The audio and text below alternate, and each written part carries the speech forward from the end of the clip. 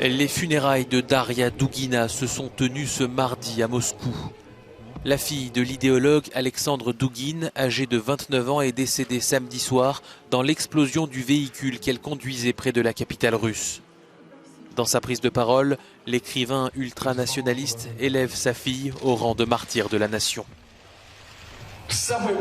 Le prix le plus élevé que l'on doive payer, c'est-à-dire perdre son enfant, ne peut être racheté que par la plus grande réussite, notre victoire. Elle a vécu pour cette victoire et elle est morte au nom de cette victoire, notre victoire russe, notre vérité, notre foi orthodoxe, notre pays, notre État.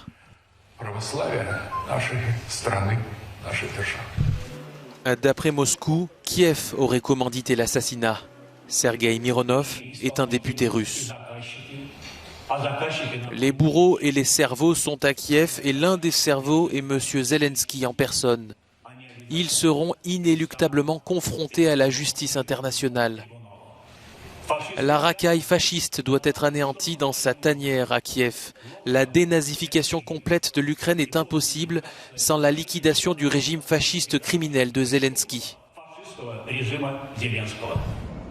D'après les services secrets russes, cette femme ukrainienne aurait suivi Daria Dugina pendant plusieurs jours avant de commettre l'attentat sur ordre de Kiev.